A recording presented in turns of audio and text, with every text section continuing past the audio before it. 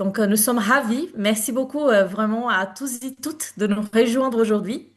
Nous aurons le plaisir d'animer ces temps ensemble avec ma collègue qui est là, Héloïse Delaporte. Héloïse, elle est chargée d'études chez ActiveAction au sein du laboratoire d'innovation d'ActiveAction.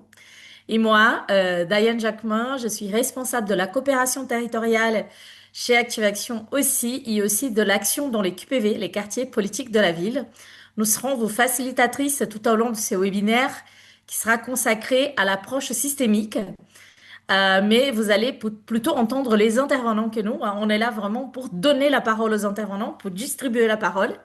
Et nous sommes très heureuses de vous accueillir pour explorer ensemble comment cette approche systémique peut devenir un véritable levier dans l'accompagnement vers l'emploi. Chez ActiveAction, depuis plus de 10 ans, nous proposons des ateliers à destination des personnes en recherche d'emploi ou en transition professionnelle. Et au fil du temps, ce qu'on a constaté, c'est que l'approche systémique nous aide à mieux comprendre ce qui se joue, à la fois pour les personnes que nous accompagnons, mais aussi pour tous les acteurs et l'écosystème qui gravitent autour d'elles. Voilà la raison de cet webinaire. Et pour nous, c'est vraiment l'approche systémique, c'est une grille de lecture précieuse. Elle permet d'éclairer la complexité de l'écosystème, de l'emploi et renforcer la légitimité de travail de terrain, un travail qui est très concret et légitime, et des partenariats qui nous construisons au quotidien. Ces webinaires, on va prendre d'abord un temps, bien sûr, pour clarifier ce qui c'est cette approche systémique, qu'est-ce qu'on entend par approche systémique, avant de vous partager comment nous sommes emparés de cette définition d'approche systémique dans notre démarche associative, pour comprendre l'aspect multidimensionnel des enjeux d'accompagnement vers l'emploi. Ça c'est juste les mots d'introduction, puisque qui on va entendre vraiment concrètement aujourd'hui, ce sont nos deux intervenants qui sont particulièrement très engagés en ce qui concerne ce sujet-là, de l'approche systémique, et qui vont partager leurs analyses, leurs expériences, les regards croisés qu'ils ont sur le sujet. Merci beaucoup à eux d'être disponibles aujourd'hui. Et Cyril Tassard, qui est chercheur entrepreneur en approche systémique, Emily Schmidt, qui est cofondatrice d'Active Action et directrice de notre laboratoire d'innovation. Bienvenue et encore une fois, merci beaucoup d'avoir accepté cette invitation pour nous parler d'approche systémique et comment on peut transformer les territoires. On va prendre, à la fin de cet webinaire, on va laisser entre une quinzaine ou une vingtaine de minutes pour répondre à vos questions. Donc, n'hésitez pas à laisser vos questions au fur et à mesure dans le chat. Avec Héloïse, on va s'occuper de les trier et de, bien sûr, essayer de poser ces questions à la fin de l'intervention de Cyril et Émilie pour qu'on puisse vous envoyer. Si toutes les questions, on ne peut pas les répondre, on mettra bien sûr dans le compte rendu. Bon, bah, on espère que cette heure qu'on va passer ensemble, même si vous allez repousser peut-être l'heure de votre déjeuner, mais j'espère que ça va vous nourrir suffisamment intellectuellement euh, et ça va vous permettre d'ouvrir des nouvelles pistes de réflexion, des idées concrètes pour nourrir vos propres projets, les dynamiques collectives dans lesquelles vous êtes insérés et aussi avoir un impact sur les territoires sur lesquels vous agissez. Sans plus attendre, je vais passer la parole à Héloïse qui va lancer ce webinaire avec une première question à nos intervenants. Héloïse, je te laisse la parole. Merci Diane et bienvenue à toutes et à tous. C'est un plaisir de partager ce moment d'échange avec vous autour de cette thématique qui nous tient particulièrement à cœur au sein d'Active Action, qui est l'approche systémique. Pour commencer cette exploration, je vais me tourner vers toi, Cyril. Est-ce que tu peux nous expliquer ce qu'est l'approche systémique et à quoi sert cette approche? Bien sûr, merci Héloïse. J'espère que tout le monde m'entend. Je veux bien un petit pouce, Héloïse, si c'est bien le cas. Ok, chouette. Grand défi de parler d'approche systémique en quelques minutes. On pourrait en parler pendant 8 heures. Surtout que moi, je pense que je suis vraiment capable de parler 8 heures d'affilée de ce sujet. Donc, je vais essayer de faire très rapide. L'approche systémique, pour moi, avant tout, c'est une manière de regarder les situations. C'est une manière de regarder les situations qu'on vit au quotidien, les problèmes sociétaux, ce qui nous entoure, la nature, peu importe.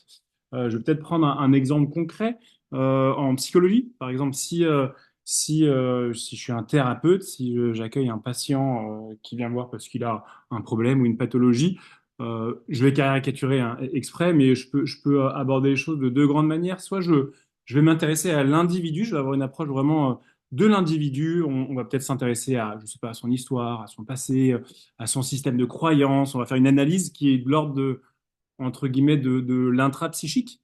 Je m'intéresse à l'individu de manière monadique vraiment, ou alors je peux prendre un chemin complètement différent et m'intéresser à l'individu au sein de son système de relations, au sein des systèmes dans lesquels il est inclus, son système familial ou autre. Euh, donc, prendre l'individu dans sa dimension aussi, dans son environnement, dans son contexte.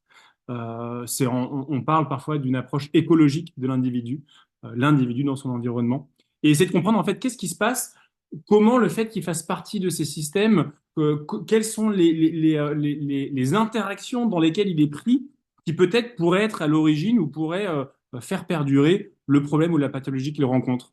Donc c'est vraiment deux approches qui sont très différentes. Soit je m'intéresse à l'individu, à ce qui se passe, à ce qui se passe en lui, peut-être même à son passé, ou alors je le prends dans son système relationnel et je me demande en fait comment un certain nombre de boucles dans lesquelles on est pris au quotidien, dans sa famille, dans ses relations, peu importe, font qu'on se retrouve face à des difficultés récurrentes qui nous posent problème.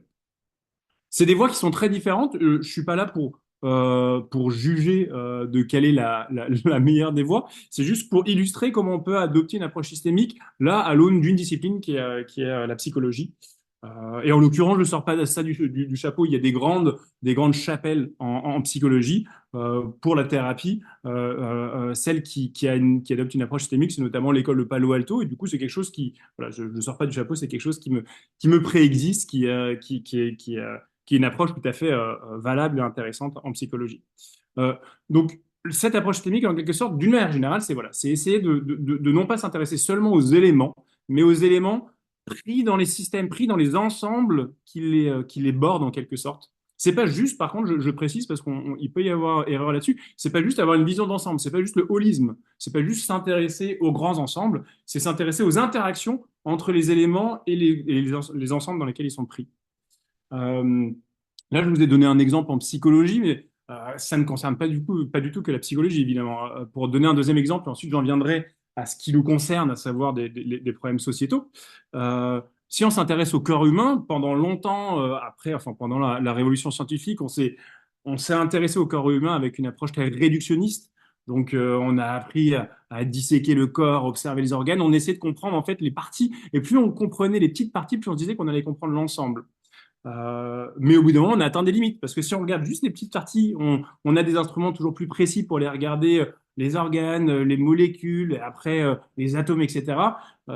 Il manque un peu ce qui fait la cohésion de ces parties. Et du coup, une approche systémique du corps humain, c'est essayer de comprendre comment tous les éléments qu'il compose fonctionnent ensemble.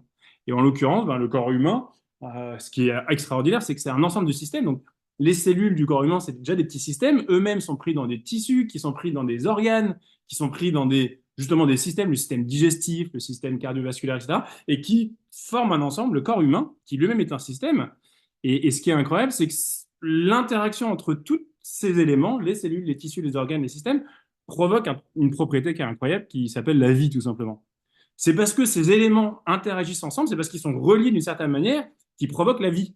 Donc on ne peut pas juste se dire, tiens, je suis allé regarder chaque élément et du coup je comprends la vie. Il faut regarder les éléments, mais il faut aussi comprendre leurs interactions. Je ne peux pas réduire la vie à je suis vivant parce que j'ai mon cœur qui bat, plus mes poumons qui respirent, plus c'est tout cet ensemble d'éléments et toutes leurs interactions qui provoquent une propriété incroyable qui est la vie.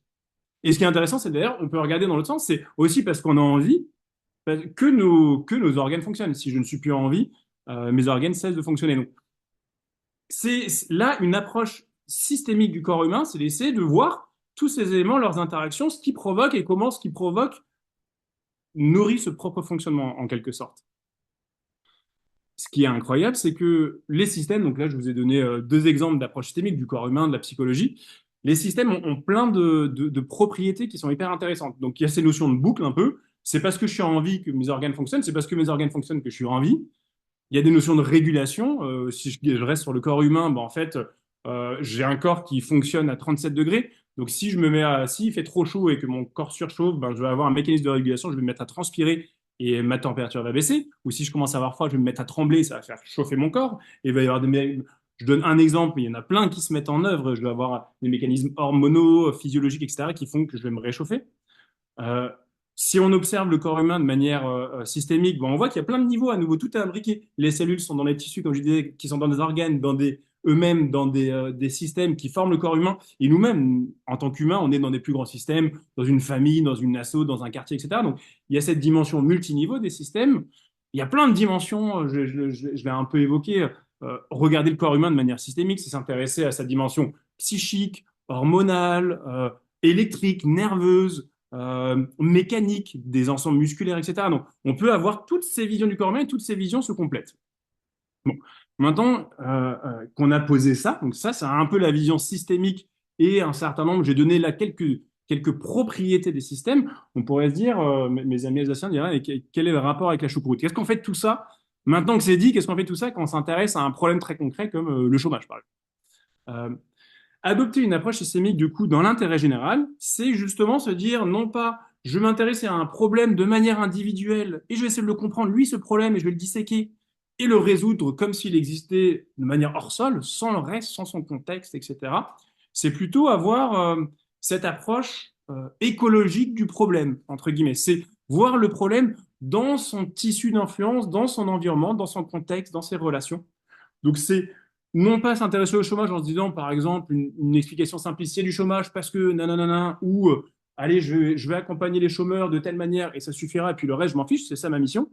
C'est essayer d'approcher un problème comme le chômage ou comme un autre, évidemment, en se disant, mais quel est le contexte relationnel, historique, économique, etc. Quelles sont ces différentes dimensions sociales, économiques, politiques, juridiques, sociologiques? Quels sont les différents niveaux individuels, collectifs, nationaux, européens, etc. Quelles sont les relations, les influences qui font que ce problème se noue avec d'autres problèmes? Le chômage n'est pas un problème seul qui est complètement différent des autres problèmes sociétaux. Quelles sont les rétroactions? Donc, si je m'intéresse un peu à ce qui cause le problème, au bout d'un moment, je peux me demander, comme pour la vie, en fait, mes organes me permettent d'être en vie, mais c'est aussi parce que je suis en vie que mes organes marchent. À quel moment est-ce qu'il y a un certain nombre de choses qui provoquent des enjeux de chômage, mais à quel moment le chômage lui-même nourrit ses propres enjeux? Donc, la circularité, les rétroactions. Donc là, je vous cite un certain nombre de choses. On reviendra sur un certain nombre de ces concepts pendant ce webinaire, mais adopter une approche systémique d'un problème sociétal, du coup, c'est ça. C'est essayer de se dire, je ne vais pas juste m'intéresser au problème, et c'est peut-être de le résoudre, mais je vais essayer de prendre en compte, je vais m'inspirer de ce de quoi sont faits les systèmes, toutes ces choses que j'ai évoquées, le contexte, les dimensions, les différents niveaux, la rétroaction, etc. Je vais essayer de regarder un peu le problème sous ces différentes coutures pour enrichir ma vision et espérer, du coup, agir un peu mieux. Donc, ça pose plein de défis, je vais terminer là-dessus, ça pose plein de défis et plein d'enjeux pour une structure d'intérêt général, un acteur public, une asso qui travaille sur un problème sociétal. Ça pose plein d'enjeux, évidemment, c'est pas facile de faire ça, mais c'est se dire notamment comment, ben, au-delà des objectifs que je me suis fixés, comment je peux essayer d'explorer le problème sur lequel je travaille dans sa complexité, dans toutes ses coutures, en regardant les éléments qui le composent, son histoire, mais aussi les effets d'ensemble, les dynamiques. Je ne vais pas me réétendre, je ne vais pas me répéter. C'est essayer de voir et du coup de penser en interaction et du coup à rebours de penser son action en se demandant mais comment moi-même je suis pris peut-être dans cette complexité, dans cette toile de complexité. Où est-ce que j'agis? Qu'est-ce que mon action provoque sur d'autres? De qui j'ai besoin? De quoi j'ai besoin? Mais peut-être en agissant, est-ce que je soutiens ou je gêne d'autres acteurs? Est-ce que je suis en train de résoudre un problème ou peut-être que j'en crée d'autres ou j'en cristallise d'autres? Quelles sont mes différentes influences positives, négatives? Donc, pour un acteur d'intérêt général, adopter une approche systémique, c'est essayer d'avoir cette vision complexe et du coup, ça force un peu à réajuster son action et sa place. Mais ça, je l'ai largement développé dans d'autres travaux, dans notamment la rosa systémique. Donc, je ne vais pas y revenir en détail, mais c'est un peu à partir de, je pense, de cette matrice qu'on peut essayer de comprendre ce que c'est que qu'adopter une approche systémique pour un problème sociétal. J'espère. Voilà, j'ai fait rapide. Peut-être que je vous ai séché à l'heure du déjeuner, mais voilà, quelques éléments de contexte. Merci beaucoup Cyril, c'est très clair et donc ça permet de comprendre justement comment s'intéresser à un problème social, sociétal, autrement qu'en s'intéressant uniquement au problème, mais en prenant en compte aussi les interactions globales au sein du système. Et du coup, maintenant, je vais me tourner vers toi, Émilie. Donc, depuis le début d'Active Action, on part du vécu et du potentiel des personnes en recherche d'emploi. Et donc, en quoi justement l'approche systémique a enrichi la manière d'agir d'Active Action? Oui, peut-être pour revenir au départ, en fait, donc Active Action est né de l'expérience personnelle de ces trois fondateurs dont je fais partie. Et donc, en fait, dès le départ, on a justement voulu essayer de comprendre, en fait, qu'est-ce qui nous impactait en tant que personne en recherche d'emploi. Et une fois qu'on a créé l'association, c'était aussi de comprendre finalement qu'est-ce qui impacte les actions de notre association et comprendre l'enjeu finalement sociétal dans lequel on est. Et donc sur la slide d'après, c'est un peu l'idée, c'est de montrer un peu ce qu'on en a appris et de voir en fait que plus on a travaillé ce sujet avec cette vision de l'approche systémique, plus on s'est rendu compte qu'en fait finalement les décisions économiques, politiques et sociales, elles génèrent des expériences de fragilité. En l'occurrence pour Active Action, c'était la question du chômage et que ces expériences de fragilité en fait elles impactent les individus. Mais en fait, elles impactent pas que les individus. En fait, elles créent des coûts sociaux pour l'ensemble de la société. L'espérance de fragilité, elle peut avoir un effet très déstructurant pour l'individu. Mais en fait, on se rend compte dans le petit encadré jaune qu'en fait, quand un individu se sent stigmatisé ou isolé, il y a un effet sur sa santé mentale. Et ça peut vite avoir un effet en fait sur la fragilisation de ses liens avec son entourage ou des liens sociaux de manière globale, ce qui peut amener à créer une forme de défiance et que cette défiance, elle se cantonne pas finalement que aux personnes qu'on connaît quand on se sent en fragilité, elle peut aussi s'orienter vers des acteurs économiques et ça va même des fois jusqu'à créer une forme de repli identitaire et finalement une baisse de la confiance dans l'ensemble des acteurs et notamment des institutions, ce qui peut amener à se retirer de la vie citoyenne, en tout cas de moins avoir envie de participer.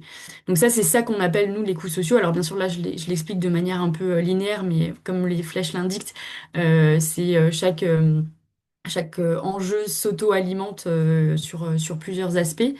Et nous, ce qu'on se rend compte aussi, c'est que finalement, ces coûts sociaux-là, quand ils sont pas pris en compte par la politique publique, en fait, ils renforcent et ils aggravent l'expérience de fragilité et ses conséquences. Et ça peut même aller jusqu'à devenir une cause. Et donc, en fait, on a de nouveau un cercle vicieux qui se génère.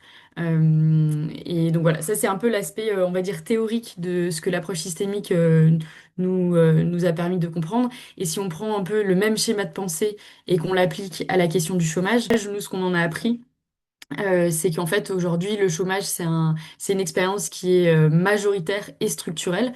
Majoritaire parce que, il y a près d'un Français sur deux qui a déjà connu une période de chômage aujourd'hui, et 7 Français sur 10 qui sont touchés de près ou de loin par la question du chômage. Donc, ça nous paraît évident qu'en fait, quand il y a une expérience qui est vécue par des millions de personnes, c'est intéressant quand même de se poser la question de qu'est-ce que ça a comme impact et comme influence sur ces personnes-là. Et c'est une expérience aussi structurelle parce que on voit depuis 40 ans qu'en fait, indépendamment des cycles économiques, il y a du chômage, il y a du chômage en France, mais aussi et surtout parce qu'en fait, on voit qu'il y a plusieurs évolutions sur le marché de l'emploi qui amènent à une augmentation du nombre de personnes qui vont vivre une période de recherche d'emploi. Pourquoi? Parce que finalement, il y a tout simplement plusieurs évolutions aussi sociétales. On voit que, par exemple, l'explosion des maladies chroniques fait qu'il y a plus de personnes qui sont à risque de, à un moment donné, avoir une interruption dans leur parcours professionnel. Le fait qu'il y ait besoin de plus en plus de personnes aidantes, pareil, on sait que c'est un critère qui éloigne de l'emploi. Pareil sur les questions d'enjeux de garde d'enfants, de discrimination. Donc en fait, il y a de plus en plus de raisons en fait de se retrouver sans emploi. Il y a aussi un nombre plus important de personnes qui vont connaître ou qui ont connu des périodes de chômage. Avant, on disait souvent, enfin, il y a quelques dizaines d'années, que le diplôme avait un peu protéger, en fait, finalement, on pouvait protéger du risque de la perte d'emploi. C'est plus tout à fait le cas aujourd'hui, et notamment avec les enjeux d'obsolescence de compétences, les évolutions technologiques. Et donc, on voit qu'en fait, il y a de plus en plus de personnes qui ont un risque de se retrouver au chômage, mais aussi qui ont un risque de se retrouver plusieurs fois au chômage dans leur parcours professionnel, parce que les parcours professionnels ne sont plus linéaires, on ne fait plus carrière. Enfin, aujourd'hui, c'est plus la majorité des personnes qui font carrière dans une seule entreprise ou deux entreprises. Donc, ça, il y a une augmentation aussi du nombre de reconversions professionnelles et donc de passage. Finalement, le chômage devient un peu presque un passage obligé du parcours professionnel des individus. Et donc c'est ça qui nous pousse aussi à essayer de comprendre mais finalement qu'est-ce que ça crée en fait certes pour l'individu mais aussi pour la société. Et donc là on le voit bien que en fait ça crée des coûts sociaux qui sont extrêmement importants. Voilà, c'est assez bien documenté que la question enfin voilà, le passage par une période de chômage a un impact très fort sur la santé mentale des individus qui le vivent. On a aussi pas mal d'études qui montrent que les liens sociaux, les liens avec l'entourage sont très fragilisés. Par exemple, on a un risque plus accru de divorcer si on passe par une période de chômage. Voilà, il y a une prévalence du divorce parmi les couples qui doivent faire face à cette expérience de vie. On sait aussi que, par exemple, pendant le parcours de recherche d'emploi, quand on se sent rejeté, par exemple, lors d'un processus de recrutement, ou quand on se sent pas respecté, ça peut créer une forme de défiance, en fait, envers les entreprises, mais ça peut aussi créer un sentiment de perte de compétences, de perte de confiance en soi, et donc, en fait, ça a un impact sur finalement, la compétitivité et la performance des entreprises. Ça, c'est Yann Algan qui le décrit bien dans son livre sur la société de la défiance, qu'en fait, plus il y a de défiance, moins la société est performante économiquement. Et enfin, pareil, sur l'aspect plus démocratique, voilà, plus l'expérience de chômage crée une déstructuration, une perte d'identité, ça va créer un repli identitaire, ça va créer aussi une défiance envers les institutions et finalement un délaissement petit à petit de la volonté d'engagement citoyen. Dans la dernière enquête qu'on a faite au sein de l'Active Lab, on a bien vu en fait justement que des personnes qui à la base avaient plutôt une grande envie de s'engager en tant que citoyen, à force finalement de faire face à une forme de rejet, une forme de stigmatisation, finalement, cette envie, elle est de moins en moins présente et il y a une forme de désengagement qui se crée. Et c'est pour ça que pour nous, c'est extrêmement important, finalement, aussi de bien conscientiser ces mécanismes-là, parce que c'est ce que nous, on met dans le coût social du chômage et qui, en fait, il est aussi fort aussi parce que il n'est pas pris en compte il n'est pas toujours pris en compte dans les politiques publiques. Et donc en fait ça s'auto-alimente. C'est-à-dire que par exemple si dans la politique publique d'accompagnement vers l'emploi on ne prend pas en compte la question de la santé mentale des personnes va encore plus se dégrader, les relations avec les gens vont encore plus se dégrader et donc, les personnes en recherche d'emploi qui vont pas avoir accès à un réseau de soutien suffisant vont encore plus s'éloigner de l'emploi. Et donc, en fait, finalement, la conséquence du chômage devient une cause de l'éloignement durable des individus. Et donc, en fait, ça crée, en fait, ça renforce un cercle vicieux. Si je peux me permettre, Émilie, là-dessus, peut-être deux choses que je trouve intéressantes et qui sont aussi des choses à mettre en regard du fonctionnement de notre écosystème de l'intérêt général. La première, je rebondis quasiment sur ta dernière phrase, si les conséquences du chômage en deviennent les causes. Je trouve que c'est vachement intéressant parce que là, on voit vraiment la notion de circularité et comment, finalement, au bout d'un moment, un problème devient autoporteur. Au bout d'un moment, c'est parce qu'il y a du chômage qu'il y a du chômage, en fait, comme c'est parce qu'on a envie que nos organes fonctionnent et qu'on a envie, etc. Enfin, ça devient un peu autoporteur. Et finalement, on se retrouve un peu on est pris dans des pièges parce que, alors en fait, si le monde était linéaire, s'il y avait trois causes au chômage, on pourrait agir sur les trois causes, il n'y aurait plus de chômage. Mais au bout d'un moment, quand ça se tient par la queue, on ne sait plus trop agir et souvent, il y a tellement de dimensions que ça rend l'action difficile. Et de ce point de vue-là, c'est vrai que quand on regarde le fonctionnement enfin, des associations, de la manière dont on finance des projets d'intérêt général, etc. On a rarement ces matrices-là. Souvent, on va plutôt nous demander, quand on fait un pitch, on va expliquer quel est le problème, quelles sont ses causes et quelle est la solution qu'on met en place. On va rarement, en fait, faire de la place à cette circularité, à ces effets un peu d'imbriquement qui supposent du coup d'agir sur différentes dimensions et qui rendent la résolution de ces problèmes difficiles. Et du coup, ça, c'était peut-être le deuxième point. Là, on voit très bien sur la partie droite de la slide avec les dimensions économiques, démocratiques, sur les liens sociaux, etc., l'ensemble des, euh, des coûts sociaux que tu évoquais. On voit très bien en fait que bah, la dimension multidimensionnelle du problème. Et ça m'avait marqué une fois, tu me disais, Émilie, en fait, quand on a commencé à agir, nous, avec Active Action, souvent on nous demandait, mais pourquoi vous faites tout ça? Pourquoi vous agissez? Peut-être que ça donnait l'impression de dispersion, d'agir sur plein de choses différentes. Pourquoi vous faites tout ça en fait? Pourquoi vous ne vous concentrez pas sur... et ça aussi, je pense que c'est assez symptomatique de notre fonctionnement en général dans notre manière d'essayer de résoudre des problèmes sociaux. On se dit, bon, on va prendre une dimension, on va prendre un problème. Or, la réalité, là, tu décris quelque chose qui est plus complexe et qui est multidimensionnel. Et la réalité, le problème qu'on essaie de résoudre, en fait, elle n'a que faire de nos catégories d'appel à projet ou des cases qu'on met, entre guillemets. Le problème du chômage étant multidimensionnel, il s'en fiche que le financement vienne de tel ou tel endroit ou que l'association se libelle sur nous, on agit à tel ou tel niveau, en fait. La réalité est complexe et face à une réalité complexe, on a des fonctionnements qui sont un peu silotés. Donc, voir le problème du chômage tel qu'il est décrit par toi dans cette dimension multidimensionnelle, je pense que ça devrait nous interpeller pour nous dire bah, comment est-ce qu'on peut fonctionner en essayant de casser un peu ces silos, vu que c'est multidimensionnel. Et je dis pas que ça ne se fait pas. On sait notamment dans la santé qu'il y a de plus en plus d'approches qu'on appelle One Health, où on essaie de prendre en compte la santé des individus, la santé des environnements, la santé de l'environnement de l'individu, enfin la santé mentale, psychique, corporelle, etc. On essaie de prendre en compte les différentes dimensions, mais souvent c'est pas facile d'aborder les problèmes sociétaux sous ces différentes facettes. On a rarement les interlocuteurs qui nous permettent de l'aborder comme ça. Et je terminerai là-dessus. Moi, ça m'avait frappé. Je discutais avec quelqu'un de métropole qui me disait en fait, ce qui est chouette et en même temps super pénible quand on bosse avec les assos, c'est que ça rentre jamais dans les cases pour nous. Donc c'est chouette parce que ça nous force en fait à penser un peu des liens, mais en même temps, on a toujours du mal, notamment les soutenir, parce que ça rentre pas dans les cases. Euh, Peut-être juste, pardon, j'ai dit que je terminais là-dessus, peut-être juste un petit warning après pour autant, c'est que le risque de ça, c'est de dire, bon, bah, du coup, tout est dans tout, faut agir partout, mais du coup, nous, on fait quoi en fait? On peut pas être partout non plus, on peut pas agir à tous les niveaux, sur toutes les dimensions. Donc, comment on fait? Et ça, c'est souvent le vertige qui peut prendre les acteurs de l'intérêt général qui essayent d'agir de manière systémique, donc sur différentes dimensions. Et là-dessus, pour moi, le seul truc à garder en tête, c'est que c'est pas parce qu'on s'ouvre aux différentes dimensions d'un problème qu'il faut agir de tous les côtés.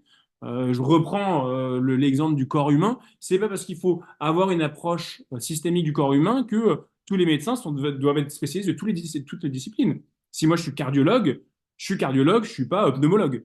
Par contre, je suis dans un staff et je fais des réunions de staff pour qu'on ait une vision croisée de nos différentes disciplines et qu'on soit capable de se coordonner et qu'on ait une bonne approche médicale du patient. Et je pense que c'est ça l'enjeu qu'on a, c'est s'ouvrir suffisamment à toutes ces dimensions pour les comprendre et voir comment elles interagissent, en étant quand même capable de se concentrer parce qu'on ne peut pas agir partout. Donc certains acteurs comme vous ont peut-être des capacités d'agir à un certain nombre de niveaux et d'autres acteurs n'ont pas forcément ces capacités. Ça ne veut pas dire qu'ils doivent se dire je suis dans le faux ou tant pis pour moi. Il faut être ouvert à ces différentes dimensions, mais parfois on doit quand même se concentrer sur certaines dimensions seulement. Petit insert. Ah, ouais, bah, tout à fait. Et justement, enfin, nous, c'est l'approche systémique, ça nous a permis de finalement de comprendre un peu l'enjeu sociétal dans lequel, finalement, dans lequel on était partie prenante. Parce qu'à la base, finalement, ça vient d'un questionnement personnel. Et puis, du coup, après, finalement, en cherchant des réponses, on creuse. Et comme tu disais, on travaille avec de plus en plus de parties prenantes. Et justement, en fait, l'approche, enfin, en fait, avoir cette vision-là, ça nous a permis aussi de finalement de comprendre le vécu des personnes en recherche d'emploi, qu'est-ce qui influence le vécu des personnes en recherche d'emploi. Donc c'était d'abord une manière de comprendre un peu l'écosystème dans lequel on est, l'enjeu sociétal dans lequel on est, et aussi après de se dire, mais en fait, concrètement, les personnes pour qui on travaille, avec qui on travaille, qui on est en fait, puisque nous-mêmes on était en recherche d'emploi, qu'est-ce qui influence notre vécu? Euh, et, euh, et donc c'est là où là ça nous a permis voilà, de schématiser ce qu'on a appris sur ce schéma-là qui se lie un peu en deux parties. La première partie bleue de gauche à droite et la partie orange de droite à gauche. Mais je vais commencer par plutôt la partie bleue. Alors, je sais pas, on n'aura peut-être pas tout le temps de creuser tout ce schéma-là, mais juste pour expliquer, nous, en fait, ça nous a permis vraiment de comprendre, en fait, qu'est-ce qui influence finalement la capacité des personnes en recherche d'emploi de retrouver un emploi et surtout qu'est-ce qui influence le coût social des périodes de recherche d'emploi. Donc là, pour moi, c'était quand même important de commencer par dire en fait la capacité enfin ce qui influence le plus, c'est quand même le nombre et le type d'emplois disponibles. Donc ça, c'est quand même, on va dire, le gros du système dans lequel on est. Clairement, s'il n'y a pas assez d'emplois pour tout le monde, on peut pas. Ça a forcément une influence sur la possibilité de trouver un emploi ou pas. Mais en fait, sur ce que génère en termes de coût social les périodes de recherche d'emploi, il y a vraiment, il y a certes finalement les ressources intrinsèques des personnes, mais on se rend compte qu'il y a aussi d'autres aspects qui jouent énormément. C'est notamment tout ce qui est réseau de soutien, donc la question de l'entourage. Qui est extrêmement important pour en fait diminuer le coût social des périodes de recherche d'emploi. Il y a aussi, on se rend compte que finalement, la posture et les outils que les accompagnateurs vers l'emploi vont pouvoir avoir, en fait, ça a une influence très forte sur le vécu.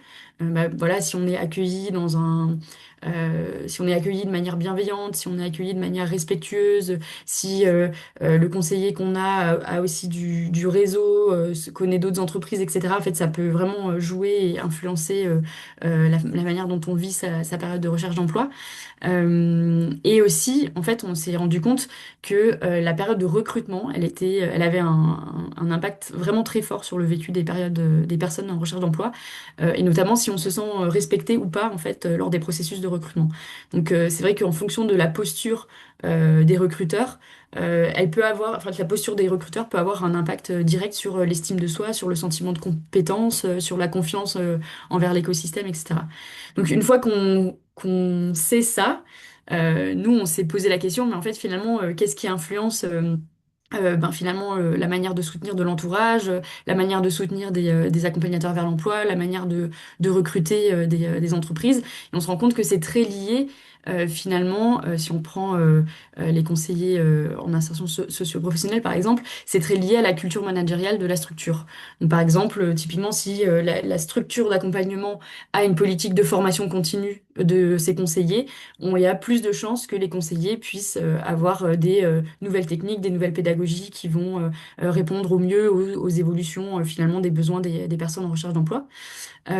Pareil sur l'aspect, on va dire, recrutement, si la culture managériale de la structure employeuse a vraiment comme objectif de mettre en place un recrutement inclusif, un recrutement constructif, il y a plus de chances que les recruteurs puissent le mettre en place et donc avoir limité l'impact négatif qu'ils peuvent avoir sur les candidats qu'ils ne vont pas recruter en l'occurrence. Donc ça, c'est la première partie du schéma. Et finalement, après ça, on se pose la question, bah, finalement, euh, en dehors de l'éthique voilà, des individus et de la manière dont ils exercent leur métier et leur influence, qu'est-ce qui les influence aussi?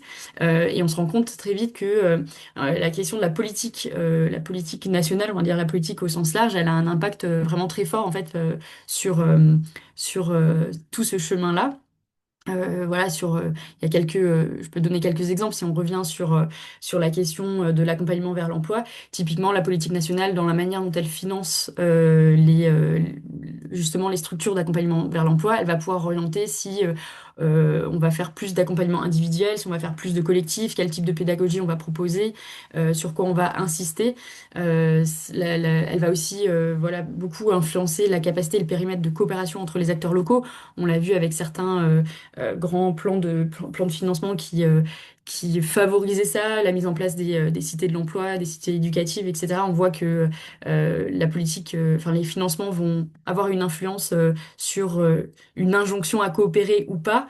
Et d'ailleurs, là-dessus, ça me fait un petit aparté là-dessus où en fait on peut voir aussi très vite que des fois il peut y avoir des injonctions paradoxales en fait que les flèches elles vont pas que dans un sens, elles vont dans les deux sens. Et donc ça c'est assez intéressant à voir aussi.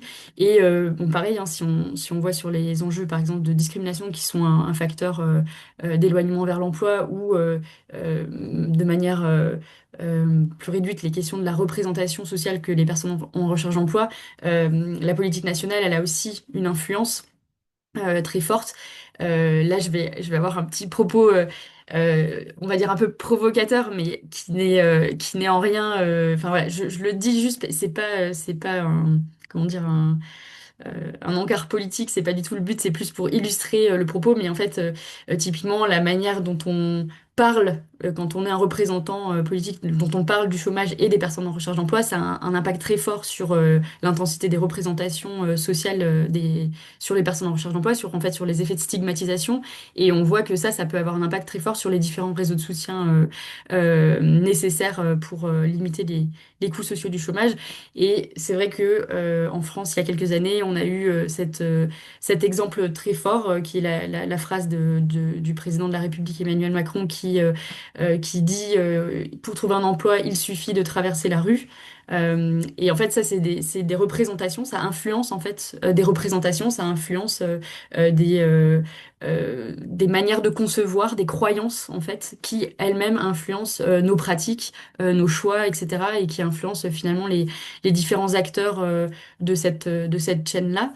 Et voilà, on voit bien en fait comme ça à quel point finalement on est interconnecté, on a une influence réciproque, ce qui est là, on voit plus, enfin, j'ai donné plutôt des exemples, on va dire, un peu négatifs, mais finalement, c'est aussi une bonne nouvelle parce que ça montre aussi que il y a une marge de manœuvre quand on conscientise ces effets d'influence et qu'en fait, l'influence, elle peut aller dans les deux sens.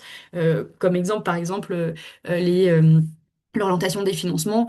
Il a aussi été, dans certains cas, il est aussi travaillé en concertation avec les structures employeuses, par exemple les accompagnateurs vers l'emploi, dans les groupes de travail, etc.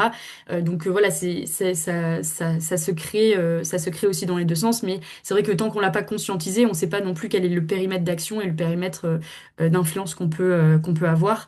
Donc voilà, c'était ça un peu l'approche systémique qui nous a aussi permis de nous rendre compte et de bien conscientiser pourquoi c'est important pour nous de travailler avec l'ensemble des parties prenantes de l'écosystème de l'emploi. Et donc, justement, sur la slide d'après, on résume un peu rapidement bah, finalement l'objectif d'Active Action qui est finalement de transformer ces périodes de recherche d'emploi, de transition en des périodes qui soient constructives pour l'individu et la société en agissant à trois niveaux. Ça, c'est l'échelle individuelle, agir directement sur l'individu, ça c'est extrêmement important pour nous. C'est le cœur finalement de ce qu'on fait au sein de l'association. Mais on sentait que finalement ça ne suffisait pas et qu'il fallait qu'on aille aussi un peu plus loin et que finalement en permettant, en agissant aussi à l'échelle collective, en agissant sur les relations entre les acteurs du système, ça nous permettait d'avoir plus d'impact à l'échelle individuelle, ce qui est aussi important et notamment finalement en créant des espaces de rencontre qui font se rencontrer différents acteurs, qui font mieux se comprendre, casser les stéréotypes, etc. Et enfin, ce qui est important pour nous aussi, c'est d'agir à l'échelle sociétale, finalement sur la société globale, sur les représentations, sur les règles qui régissent les interactions qu'il y a entre les acteurs. Typiquement, par exemple, faire un webinaire comme aujourd'hui, pour nous, c'est une manière de faire comprendre en fait l'aspect systémique des coûts sociaux qui sont créés par le chômage pour, on l'espère, à un moment donné, faire évoluer les pratiques, les choix des acteurs, parce qu'on sait que c'est de cette manière qu'on va avoir aussi un impact fort sur le vécu des personnes en recherche d'emploi, qui est finalement l'objet même de l'association, qui est d'améliorer la qualité de vie des personnes en recherche d'emploi pendant ces périodes de transition. Voilà en quoi l'approche systémique nous a aidés. Peut-être pour rebondir rapidement sur cette dernière slide, ce que je trouve intéressant ici, c'est qu'on voit aussi l'approche multiniveau que vous avez Je l'avais évoqué très rapidement avec la métaphore du corps humain en disant c'est plein de petits systèmes imbriqués les uns dans les autres, les molécules, les tissus, les organes, les systèmes et le corps, et puis après tout ce qui est autour de nous. Euh, Effectivement, les choses ne vont pas que dans un sens. Si on prend la métaphore du corps humain, c'est pas, en fait, notre corps, par exemple, est autant au service de nos organes que nos organes sont au service de notre corps, et les influences vont dans les deux sens. Donc, parfois, on parle de hiérarchie en systémique, mais la hiérarchie, ça veut pas dire que l'un est plus important que l'autre. Ça veut juste dire qu'il y a des niveaux d'organisation qui sont plus ou moins complexes et plus ou moins grands. Et là, on voit bien, en fait, la dimension multiniveau que vous adoptez, qui à la fois, en fait, qui préexiste. Et c'est pour ça que c'est intéressant. C'est que, en fait, c'est pas juste que vous avez des actions qui sont multiniveaux. C'est que le problème lui-même, la situation est multiniveau, en fait. Il y a des enjeux individuels, collectifs, sociétaux, et chacun est pris dans des boucles, mais ils s'influencent. Je ne vais pas forcément revenir là-dessus, mais si on sait qu'au niveau individuel, une période de chômage euh, crée des conditions qui rendent plus difficile finalement l'accès à l'emploi, bon, on est pris dans une boucle, mais évidemment, les conditions, enfin cette période de chômage, en fonction du contexte sociétal, va être plus ou moins difficile et du coup va plus ou moins maintenir dans la boucle d'éloignement de l'emploi. Et en même temps, ben, au niveau sociétal, je le reformule avec mes mots, donc certainement très mal, mais tu parlais des enjeux, ben, entre guillemets, plus il y a de chômage, plus c'est peut-être difficile de prendre en compte l'ensemble des conséquences du chômage parce qu'il est volumineux, et du coup, plus il y a de conséquences, et du coup, plus elles coûtent cher, et du coup, plus c'est difficile de prendre en compte ces mêmes conséquences parce qu'elles sont toujours plus volumineuses. Et tout ça, ça fait que ça crée des conditions qui vont augmenter le chômage, ou en tout cas limiter la diminution du chômage à des moments où peut-être il y aurait des emplois. Tu as quand même fait cette précision en disant il y a quand même cette condition aussi préexistante qui est liée aussi de se dire quel est le nombre, la qualité, les types, mais aussi la localisation des emplois, etc. Mais du coup, le problème étant multiniveau, il faut forcément une sorte de réponse multiniveau. C'est ce que vous essayez de faire. Et ce qui est chouette, c'est que ça permet de sortir un peu de. Moi, je l'entends de temps en temps dans un certain nombre de secteurs, le côté, ah bah, qu'est-ce qu'on fait? Ah bah, faut d'abord agir là. Ah non, faut agir là. Non, faut agir là. Il y a pas tellement de. Donc, je dis pas que tous les niveaux sont de valeur égale ou que, du coup, tout se vaut et on peut agir partout, c'est très bien. Mais on comprend par contre que, il va falloir articuler ces différents niveaux. Et pour moi, cette notion d'articulation, j'aimerais juste m'arrêter 2 minutes là-dessus, elle est hyper importante parce que tu parlais des injonctions tout à l'heure, notamment des injonctions à la coopération. S'articuler et coopérer, c'est pas la même chose. Coopérer, c'est un moment ou un autre quand as quand même, tu fais œuvre ensemble. L'Institut des territoires coopératifs, les Beauvillards, ils insistent beaucoup là-dessus. Ils disent, bah, en fait, quand on coopère, on apprend à faire œuvre ensemble. Donc, un moment ou un autre, ça veut quand même dire, dans la pratique, en tout cas dans les injonctions de la coopération, c'est faites quelque chose ensemble. Débrouillez-vous, donc mettez-vous des objectifs communs, etc. Mais ce n'est pas la seule manière d'être ensemble. C'est-à-dire qu'à un moment ou à un autre, quand on travaille sur une des dimensions liées au chômage, et on voit que c'est multidimensionnel, même si on ne coopère pas, on a des influences les uns sur les autres. Et peut-être que on a de la chance et nos actions s'entraident sans qu'on le veuille, mais parfois on se gêne aussi, malheureusement. Et du coup, pour moi, la dimension de l'articulation, elle préexiste à celle de la coopération, c'est déjà se dire, en fait, comment je fais en sorte que, à minima, quand j'agis quelque part, je ne sois pas en train de gêner d'autres acteurs qui agissent à d'autres niveaux, mais plutôt de les soutenir. Et ça, on le voit en fait j'ai pas eu tout le temps de développer ça, je l'ai développé dans d'autres webinaires, mais on voit que sur un certain nombre de sujets, ben, par exemple, il y a des études qui montrent aux États-Unis que plus il y a d'hébergements d'urgence dans certains États, plus on a du mal à loger les sans-abri durablement. Et du coup, quand on essaie de résoudre une part du problème, on va compliquer l'autre, et inversement. Et du coup, cette notion d'articulation, c'est se dire comment au moins j'essaye de ne pas gêner ceux qui travaillent d'autres niveaux, voir comment est-ce que, sans forcément avoir un objectif ensemble, donc coopérer, comment on fait en sorte que nos actions se coordonnent bien et soient vertueuses ensemble. En systémique, on aime bien à la fois un duo qui sont les notions d'alliés insoupçonnés et d'adversaires accidentels. Souvent, sur un problème donné, on se retrouve à être adversaire accidentel quand on gêne des acteurs qui sont partie prenante du problème sans forcément le voir. Donc, on se gêne mutuellement. Le but, c'est d'essayer d'éviter d'être adversaire accidentel et au contraire de trouver peut-être des alliés insoupçonnés et se rendre compte que, ben tiens, peut-être qu'il y a d'autres parties prenantes qui, pour des raisons différentes, je sais pas, tu citais le fait que les périodes de chômage augmentent le nombre de divorces. Ben, peut-être qu'il y a des acteurs qui travaillent pas sur le chômage, mais qui s'intéressent, qui pour le coup, travaillent sur la question qui travaillent pour le maintien des couples, les couples qui s'aiment et qui ne divorcent pas. Bah, peut-être qu'en fait, ils sont alliés insoupçonnés parce que ça peut être un autre pôle de soutien de ces personnes dans les périodes difficiles. Et du coup, l'approche systémique que peut avoir un acteur sur le chômage, c'est se dire, au-delà de mon action, comment je peux m'articuler avec d'autres niveaux, avec d'autres acteurs, et notamment éviter de gêner des parties prenantes malgré moi, et peut-être trouver des alliés insoupçonnés qui vont aller dans le même sens, et si on s'articule, on sera plus puissants ensemble. Donc ça, c'est une des conséquences de cette vision multiniveau que tu décris. Et du coup, cette logique multiniveau, pour moi, ça amène à se dire, il y a des acteurs qui essaient de travailler sur ces différentes dimensions. Il peut y avoir un autre métier, et j'ai l'impression que c'est une partie de votre métier, Active Action. Il peut y avoir un autre métier qui est de se dire, en fait, qui prend soin un peu des différentes parties prenantes de l'écosystème et qui fait en sorte que ça se goupille pas trop mal. Je pense que c'est pas forcément ce qui est le plus facile à expliquer, à financer peut-être, à faire dans la réalité, mais pourtant, c'est essentiel que certains acteurs prennent soin des relations entre les parties prenantes d'un écosystème, fassent en sorte qu'il y ait du lien et qu'on ne se gêne pas trop, mais au contraire, on se soutienne au niveau local, régional, national, entre différentes dimensions de l'accompagnement. Il faut créer ce lien. Et c'est pas forcément que coopérer, donc faire un truc ensemble, c'est déjà essayer de s'articuler pour qu'on ne gêne pas trop, mais qu'on se soutienne. Je pense que cette dimension de l'articulation des acteurs qui vont, moi j'appelle ça un peu être thérapeute de son système, les acteurs qui vont prendre soin d'un système et des interactions entre les acteurs du système, qui essaient de résoudre un problème, pour moi c'est essentiel pour aller dans le bon sens, tout simplement. Merci beaucoup à tous les deux pour ces interventions très, très riches et intéressantes. Donc justement, vos interventions, elles ont permis de comprendre comment l'approche systémique permet justement de prendre en compte cet aspect multidimensionnel et complexe des problématiques sociales. Notamment, on le prenait ici comme exemple, la problématique du chômage et donc de l'accompagnement vers l'emploi. Et donc comment il est pertinent aussi de mettre en place une action qui soit multiniveau, qui prenne en compte cette complexité et qui vise l'articulation des actions entre les acteurs pour qu'elles soient vertueuses. Merci beaucoup pour tout ça.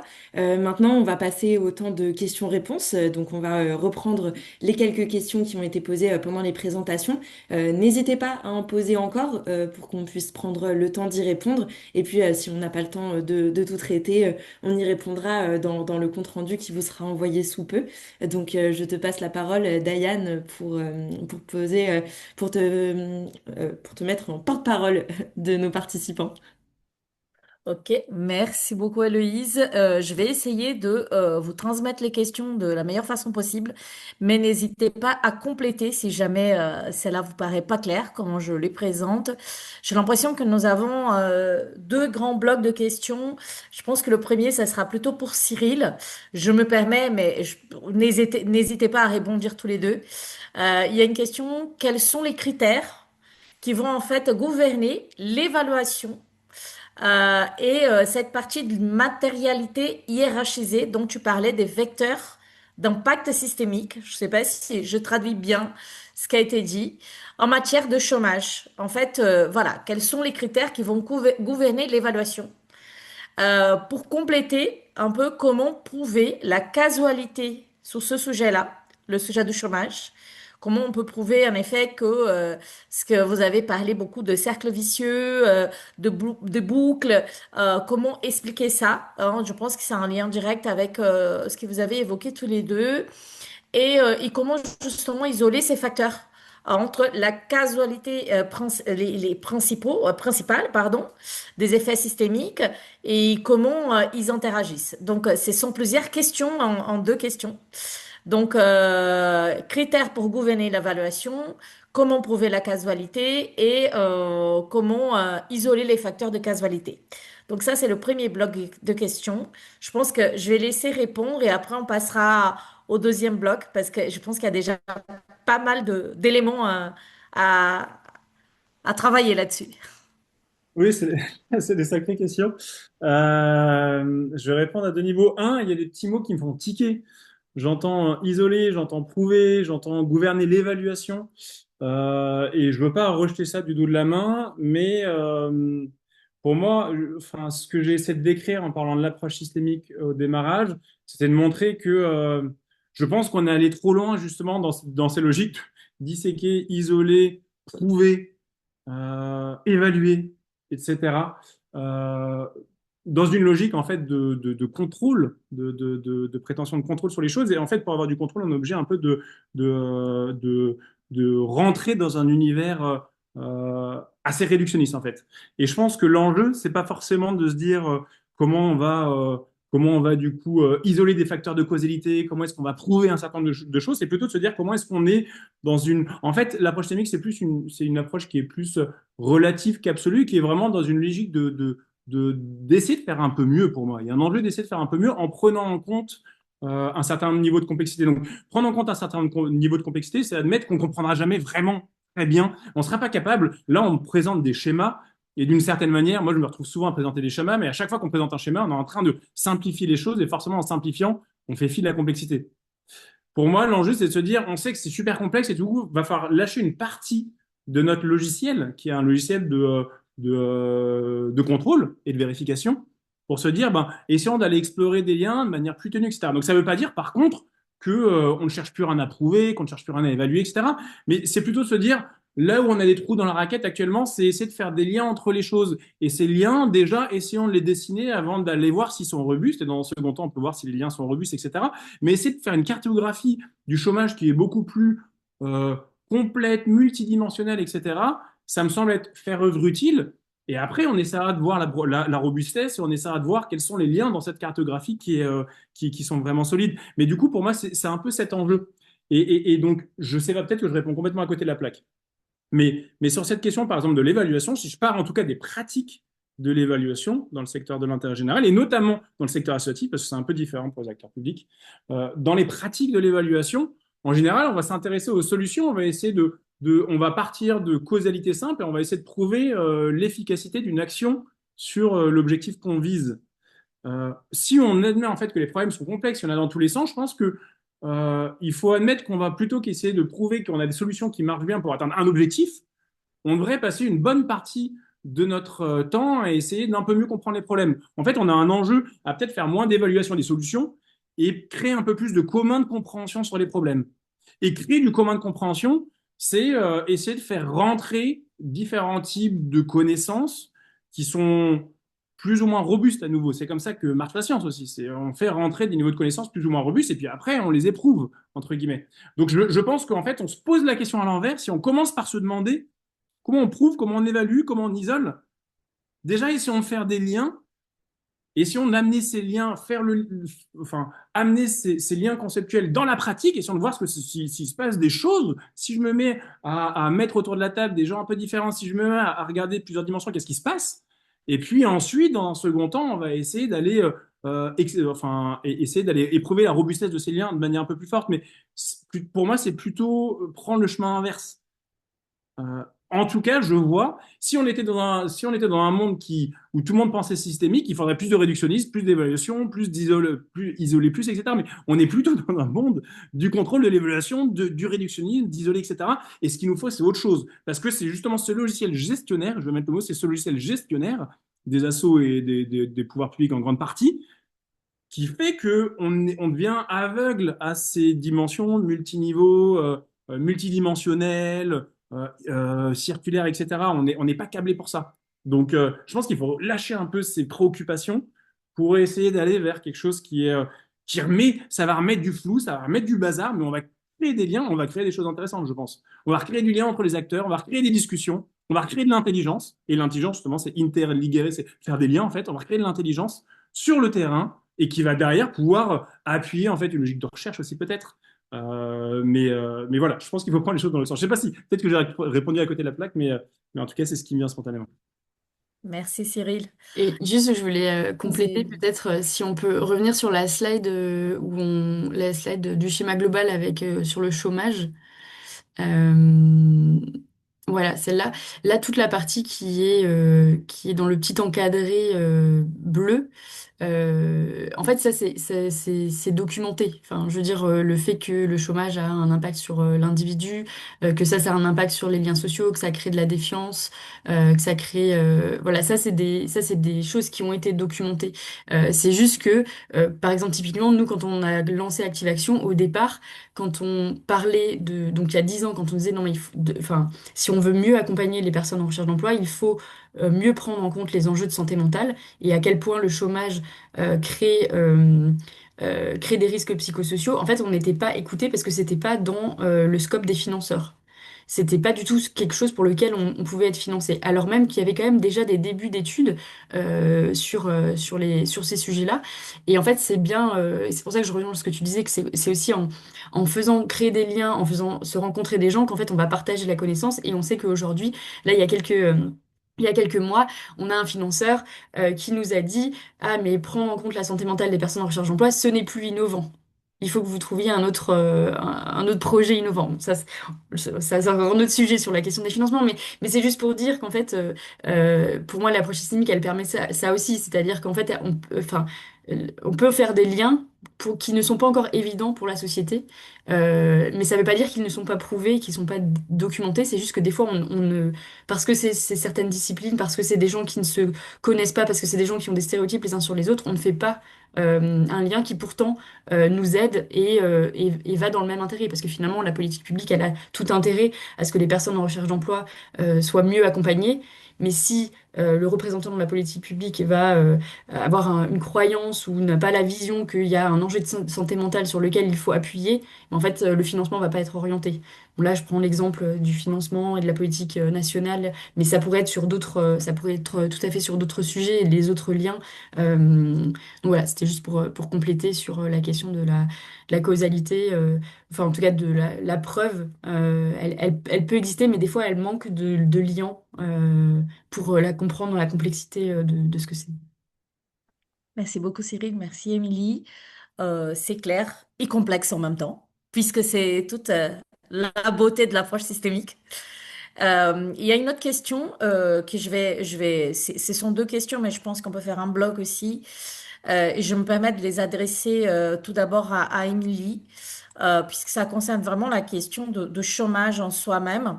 Je pense que quand tu as évoqué tout à l'heure que le chômage était à la fois structurel et conjoncturel, et aussi que les personnes vont vivre au moins une fois dans leur vie une période de chômage, presque toutes les personnes. Il y a quelqu'un qui évoque justement qu'en est-il de l'interaction avec le marché du travail en lui-même? Et il me semble que le chômage n'est pas causé par les individus et leur perte de confiance pendant les périodes de chômage, mais aussi du fait qu'il n'y a pas assez d'emplois pour tout le monde. Euh, la personne interpelle aussi sur la question de la qualité de travail et de l'exploitation du travail, par exemple. Qui dit chômage, l'impact du chômage sur la dégradation aussi des conditions pour les personnes qui, en fait, par peur, finissent par accepter, en fait, n'importe quel type de travail et pour pas rester au chômage, justement, puisque cette situation est une situation qui pour elle, n'est pas acceptable. Donc, j'espère avoir été fidèle. J'essaye de réunir un peu toutes les informations qui ont été dites sur le sujet. Donc, je te laisse évoquer le lien avec le marché de travail et tous les enjeux liés à la qualité de travail, Émilie. Ouais, tout à fait. Et merci pour la question parce que c'est bien, ça permet aussi de préciser le propos vu que là on est voilà, dans des schémas, donc on est un peu sur la réduction. Peut-être si on peut revenir justement pareil sur la slide du schéma fondamental avec appliqué au chômage.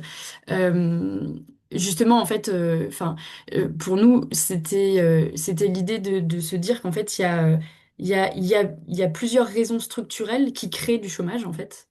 Et notamment, justement, on l'avait noté, la nature des emplois proposés. Donc, dans la nature des emplois proposés, ça peut être le type d'emploi, mais ça peut être aussi typiquement la qualité des emplois, etc.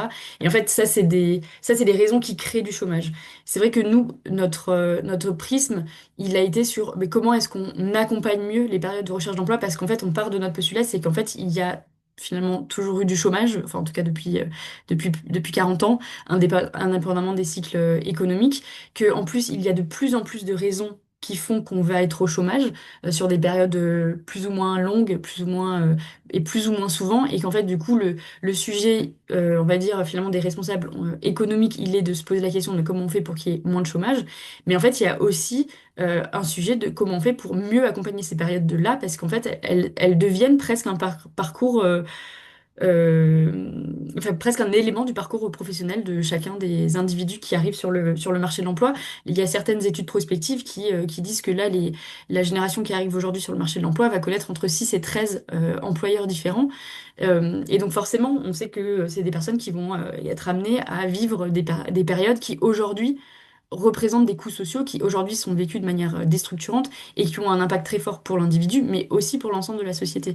Et donc en fait, nous, notre prisme, il est vraiment sur la partie de comment est-ce qu'on accompagne mieux les périodes de recherche d'emploi mais sans on va dire minimiser que le nombre d'emplois il est dépendant de politiques économiques. Voilà, l'idée de cette approche-là, c'est pas de dire qu'en fait la responsabilité est sur l'individu, etc. Non, non, au contraire, c'est plutôt de se dire en fait c'est comment est-ce que tous ensemble, en tant que société, on prend conscience qu'il faut mieux accompagner les individus qui sont obligés de passer, obligés, je mets des guillemets, qui sont obligés de passer par une période qui est déstructurante. Donc, comment on fait pour que demain, ces périodes-là, elles soient le moins déstructurantes possible, euh, on l'espère, des décisions économiques qui font qu'il y aurait peut-être aussi moins de personnes en recherche d'emploi. Mais ça, finalement, pour nous, c'est un autre prisme.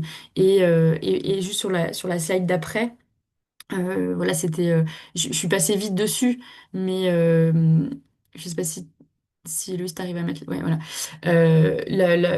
La première chose qui est importante, voilà, de le rappeler, c'est que la capacité première à retourner vers un emploi, elle est très dépendante du nombre et du type d'emploi qui est disponible. Mais justement, si on est dans des périodes économiques où il n'y a pas assez d'emplois, ou si la qualité de l'emploi, elle n'est pas assez bonne, bah, comment est-ce qu'on accompagne mieux les personnes pendant une durée de chômage qui peut être plus longue, en fait, qui peut se rallonger parce qu'il n'y a pas assez d'emplois disponibles. En fait, finalement, qu'il y ait beaucoup d'emplois ou pas, la question de l'accompagnement à l'emploi, elle est centrale. Et elle a besoin d'être repensée et de manière, enfin, nous, ce qu'on pense, c'est de manière finalement conscientisée de l'impact de tous les acteurs, quoi. Euh, voilà, je sais pas si ça répond à la question ou si la personne veut, euh, veut On compléter. vous remercie dans le chat, donc je pense que ça répond à la question. C'est très intéressant. Je fais les retours des participants. Merci Émilie pour cette réponse. Nous avons encore un petit peu de temps pour une dernière question. J'aimerais poser cette question à tous les deux. Je vais vous demander juste de prendre 2 minutes chacun pour répondre parce que on aimerait faire une petite conclusion avant de conclure ce webinaire à 13h45 et laisser tout le monde retourner à ses obligations et peut-être aller manger. Donc, la dernière question que je vous pose, c'est, je vais vraiment lire telle comme elle a été posée dans le chat. Lorsqu'on a une tendance naturelle à aborder une problématique sous forme systémique, que- quelle pourrait être la bonne posture à adopter face à un interlocuteur qui, lui, n'a pas la même vision des choses, qui serait mu par une forme de monodéterminisme, sauf à devoir faire un exposé équivalent à vos propos liminaires à chaque début de conversation. Alors, on s'y prend comment pour parler d'approche systémique devant les septo-déterministes, monodéterministes, enfin, par rapport à l'approche systémique? Je vous laisse 2 minutes chacun pour aborder ces sujets complexes, mais extrêmement passionnants. Si quelqu'un a la réponse à cette question, moi c'est bon, j'ai fini mon job du coup. J'aurais plus de... Non, mais ça, pour moi, première chose, je pense pas qu'il faille parler d'approche systémique. Probablement que quelqu'un qui est assez monodéterminisme se crispera peut-être qu'on utilise des grands mots qui ont l'air savants pour parler de choses qui sont contraires à son mode de vision du monde. Donc je pense pas forcément. Moi, je parle d'approche systémique, mais à un public qui s'y intéresse. Et du coup, je nomme les choses. Je pousse pas les assos à labeller forcément approche systémique ce qu'elles font. Et surtout quand on met les doigts là-dedans, en fait, on peut vite s'en mêler un peu les pinceaux. Par contre, il faut juste prendre, je pense toujours prendre l'interlocuteur là où il est et essayer de l'amener un petit peu plus loin. L'approche systémique, pour moi, en tout cas dans la pratique, pour des structures d'intérêt général, c'est ramener, faire de la place au doute et essayer d'aller un peu questionner les certitudes. Les certitudes, elles sont à plein de niveaux. Elles sont, j'ai compris comment marche le problème, je suis sûr que ma solution marche, je sais que telle partie prenante fonctionne comme ça pour telle raison. En fait, c'est essayer de mettre un peu de doute dans tout ça Et on peut toujours instiller un peu de doute chez l'interlocuteur. Pas trop de doute, pas l'ébranler au point où la personne est sidérée et ne saura plus. Par contre, quelqu'un qui est sûr qu'il y a, bon, on peut toujours dire, et notamment quand on a un interlocuteur, par exemple, qui est en position de pouvoir, qui nous finance, et qui dit, moi, je vais faire là-dessus, on peut toujours dire, OK, nous, on veut bien travailler là-dessus, mais on s'intéresse aussi à ça, parce qu'on voit que c'est lié. Et puis, en fait, du coup, pour moi, il y a une espèce de pédagogie du quotidien pour toujours montrer que bah, c'est peut-être un peu plus compliqué que ce que vous avez résumé. Mais OK. Ou alors, tiens, vous nous demandez des chiffres, des KPI, bah, c'est un peu plus compliqué, mais si j'ai pas le choix, je vais les faire.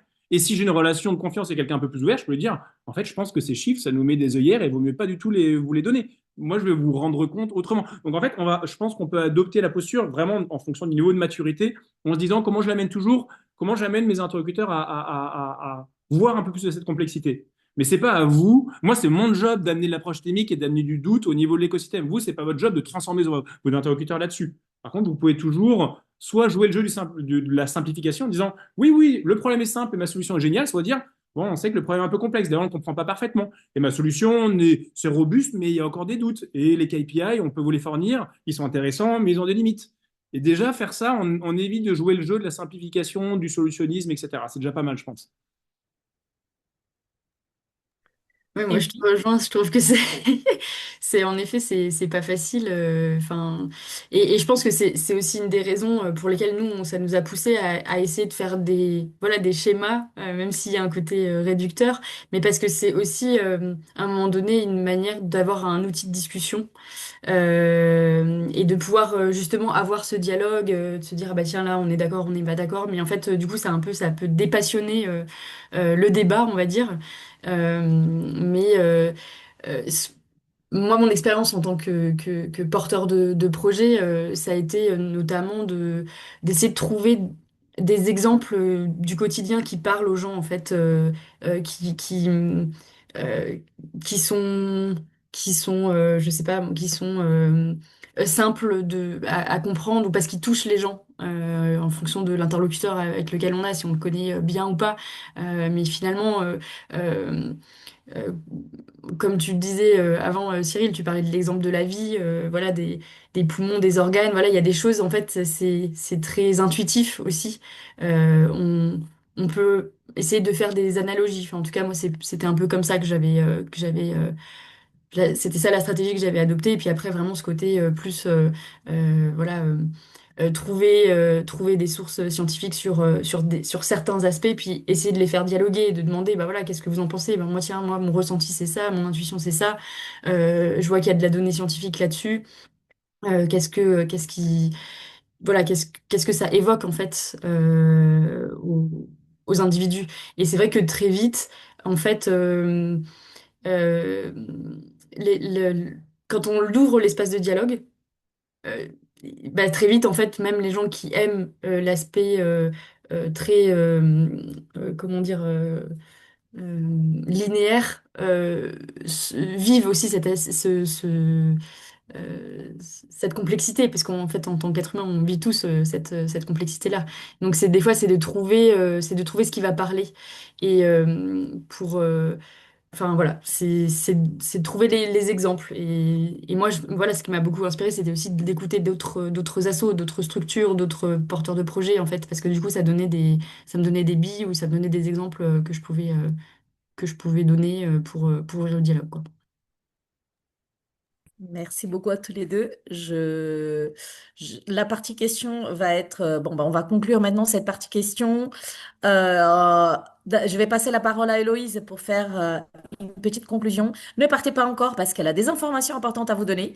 Et nous allons avoir un replay et un CR, un compte rendu de ces webinaires qui vous sera envoyé et qui sera disponible sur nos réseaux. Donc, à toi, Héloïse. Oui, merci beaucoup, Émilie et Cyril, pour vos interventions. C'était très, très intéressant, justement, ces présentations et puis tous les échanges que vous avez pu avoir. Ça permet de mettre en évidence donc la complexité, l'aspect multidimensionnel des enjeux spécifiquement de l'accompagnement vers l'emploi. Désolée pour les petits soucis techniques par moment. Le coup de Notion, c'est un lien que Cyril a envoyé dans le chat. On vous transmettra le lien chemin, c'est vers une ressource qui parle justement des adversaires accidentels, qui sont un sujet qu'on n'a pas eu le temps d'aborder malheureusement, mais qu'on pourra peut-être développer dans le compte-rendu. Voilà, sachez que grâce à toute cette réflexion autour de l'approche systémique, nous, chez Active Action, on a intégré l'importance de la coopération et de la compréhension mutuelle entre les acteurs pour mieux comprendre et adresser, mettre en œuvre des actions qui intègrent cette complexité. Et donc, en fait, face à ce constat, qui est par ailleurs particulièrement marquant dans les QPV, dans les quartiers prioritaires de politique de la ville, qui sont des territoires qui condensent une diversité de défis sociaux, on a impulsé le projet Impact Collectif, qui vise par la coopération et la compréhension mutuelle des acteurs à mieux comprendre les transformations à l'échelle des territoires en co-construisant un outil d'évaluation et de mesure de cet impact. Et donc c'est dans le cadre de ce projet qu'on vous a proposé ce webinaire qui est le premier d'un cycle pensé en 5 rendez-vous thématiques pour restituer nos apprentissages quant à la mise en œuvre d'une telle démarche collective et pour pouvoir donner la parole à celles et ceux qui la rendent possible. On vous invite vivement à assister au prochain rendez-vous de ces prochaines semaines dans le cadre de ce cycle de webinaires. On a la semaine prochaine, le 20 novembre, on explorera la pertinence de la démarche d'impact collectif spécifiquement au contexte QPV. La semaine d'après, le 27 novembre, sera consacré à la méthodologie de cette démarche. On abordera ensuite la question du diagnostic partagé et continu, qui est une condition essentielle à l'élaboration d'une connaissance commune des territoires. Donc ça, ce sera pour le 9 décembre. Et on conclura ce cycle le 15 décembre autour de la question de l'évaluation. Justement, quelqu'un avait posé la question tout à l'heure de l'évaluation. Ce sera la thématique de l'évaluation de l'impact collectif en QPV pour le webinaire conclusif. Voilà, vous aurez toutes les informations sur le lien que je vais vous montrer de ce pas. Voilà, vous avez ici 3 QR codes. Le premier, c'est pour vous inscrire au prochain webinaire et pour avoir toute la programmation que j'ai dû vous dire assez rapidement. Ici, vous avez la possibilité de vous inscrire à la newsletter de l'Active Lab pour suivre nos différents projets de recherche et aussi avoir accès à notre centre de ressources qui sera prochainement disponible en ligne. Et enfin, puisque vous l'avez compris tout au long de ce webinaire, on travaille au sein d'Active Action dans une démarche systémique. Donc après avoir mené une première enquête sur le vécu des expériences négatives de recrutement par les candidats, on lance une enquête nationale à destination des recruteurs et des dirigeants de structures pour mieux comprendre les enjeux des processus de recrutement et construire des outils de recrutement plus constructifs, utiles et bienveillants, tant pour les candidats que pour les recruteurs. N'hésitez pas à y répondre si vous êtes concerné ou à diffuser cette enquête à vos réseaux. Et puis, vous pouvez évidemment nous contacter pour en savoir plus. Vous recevrez effectivement d'ici quelques jours le lien vers le replay du webinaire, ainsi qu'un compte-rendu dans lequel vous retrouverez un résumé de toutes les interventions et les ressources bibliographiques qui ont été utilisées pour faire ce webinaire. Et puis, pour terminer avec quelques remerciements, déjà un grand merci à nos intervenants, Cyril et Émilie, pour ces interventions très riches et instructives. Ce temps de partage d'expérience, il est aussi rendu possible par le soutien financier du FSE, de la Fondation EDF, de l'Avise et de l'ANCT. Mais un grand merci à eux pour leur confiance et pour leur soutien tout au long de ce projet. Je tiens également à remercier Yass Alchouli, Diane Jacquemin et Émilie Schmitt pour le projet Impact Collectif qu'ils mènent depuis 2 ans. Et un grand merci évidemment à tous les partenaires et les parties prenantes de ce projet et de toutes les expérimentations qui ont pu avoir lieu dans ce cadre. Et puis évidemment, merci à vous pour votre participation et pour votre contribution à ces temps d'échange passionnants. On vous donne rendez-vous la semaine prochaine pour le prochain webinaire du cycle et en espérant vous y retrouver nombreux. Et on vous souhaite une très belle journée à toutes et à tous Et bon appétit! et bon appétit. Merci beaucoup.